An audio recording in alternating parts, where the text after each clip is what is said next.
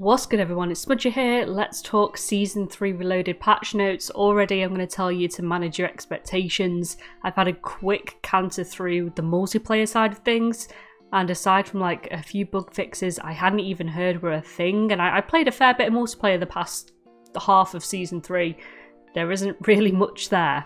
So globally, of course, we have the camo challenges, which are pretty easy. I'm not expecting anything else, and I have no issue with them putting this camo challenge in and making it easy. They can't make it too difficult. They have to give everyone a chance to get it. These are the challenges. They were released with the Season 3 Reloaded roadmap last week, so nothing new there. If you haven't got your trophies now, it's pretty much too late, but you can still spend the ones you do have. There is a new map, Albaran Hatchery, which is the map you snipe on in the campaign. Honestly, don't know how it'll play. Most of the maps they brought in haven't been decent. I am willing to give it a shot though. I'd rather they try and introduce new maps than just like remaster maps. I'd much rather have new content, so I'll reserve judgment until I've played on it. Some general fixes: they've improved the user experience while navigating through the calling cards challenge menu, which to be fair was a little bit annoying to do so. You can now see your favourites, tracks and owned items, of course, view calling cards from a specific game mode, and preview mastery cards from a specific season. A challenge to unlock the Chrono Squall's ZX grip has now been added. A challenge to unlock the underbarrel drill charge attachment for the Kastov STB and TAC 56. Hybrid optics no longer glint, and tracer effects can now be applied through the attachment skin customization menu.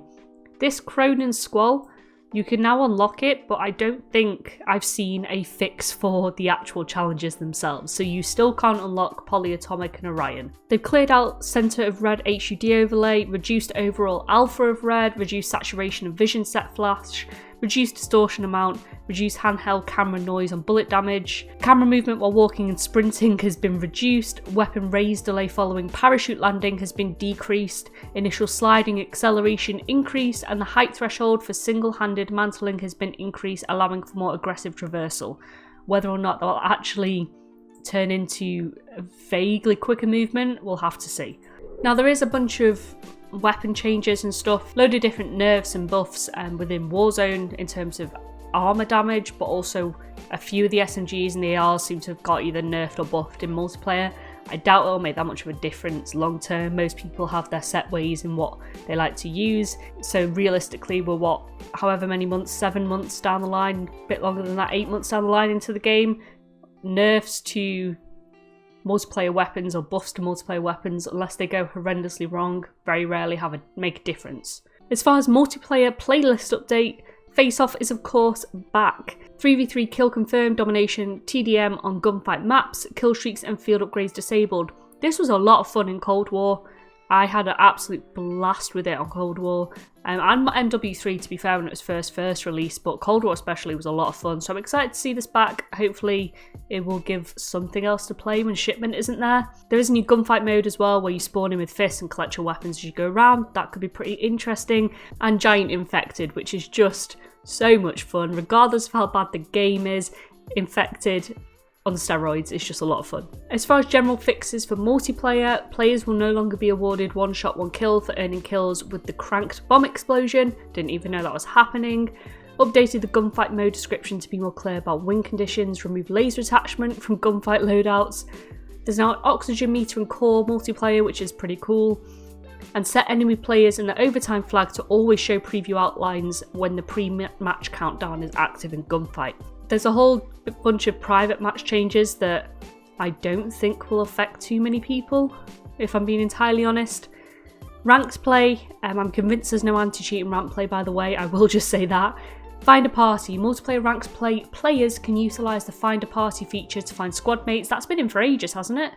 But just not in ranked play. You could do that in normal multiplayer, but that is now in ranked play if you so wish. Bug fixes. Fix an issue where players could not deploy the nuke while swimming underwater. Fix an issue where getting DDoS while holding a javelin would prevent lock-on. Fix a small number of issues that prevented the perk widget from updating properly in All or Nothing. Also fix an issue with the equipment-based widget so that it correctly shows the recharge progress of equipment if the restock perk is active in All or Nothing matches. That's a bit of a mouthful. Fix an issue with the crank timer not being given to players who eliminate another player with the survivor perk. Fix an issue where invalid camo references were being applied to weapons if the player were to go on a winning streak in gunfight. fix an issue where shock sticks were being equipped as lethal equipment in gunfight, fix an issue where the out of bounds timer could be reset, fix an unintended exploit on Peleo's Lighthouse and Himmelmatt Expo. And in private matches, they fix an issue where bots were not respawning if forced respawn is toggled off. So little bug fixes here and there. Admittedly, there's nothing like super game breaking. It's not like Vanguard where every single update was fixing something just horrific in the game. The biggest issue is that there's no fix for the Cronin Squall at the moment. You cannot unlock it, you can't complete the Mastery Camo, and you can't complete the Mastery Challenges, so the 1,000 kills with it. You're kind of stuck. And they haven't really acknowledged it. I think they put out one general tweet a few weeks back, but there's still no fix. And I know in the grand scheme of things it's quite minimal. You compare it to the amount of hackers in ranks at the moment, it is very, very minute in comparison to that. But it just seems very odd that it's not been fixed. So I don't know what's going wrong over there, if they've just decided to forget about it, but you cannot do the Cronin Squall at the moment. I'm not going to go into Warzone and DMZ etc. purely because I don't play it very much multiplayer player. Warzone Ranked is of course out. I would just say to manage your expectations if you're looking forward to it, because I know they say they're going to improve Ricochet and you have to get to like level 45 before you can enter the ranked playlist now to try and stop cheaters, but I would not get my hopes up. I've watched a lot of ranked play, and if that is the level of cheating available in a game that costs $70 to buy, I dread to think what it's going to be like on the free-to-play side of things. But that is the multiplayer side mostly of Season 3 Reloaded. The patch notes, nothing to write home about. I don't think there ever is anymore. We'll do the Camo Challenge because it's easy. We'll get the 2 handguns leveled up in gold because it's easy. And aside from that, there really isn't anything at all in there. We're not really surprised anymore. They don't care about multiplayer and they haven't done for some time. But as always guys, I hope you have a good day. I'm going to go put myself through the pain of Season 3 Reloaded. And as always, I'll see you in the next one. Bye.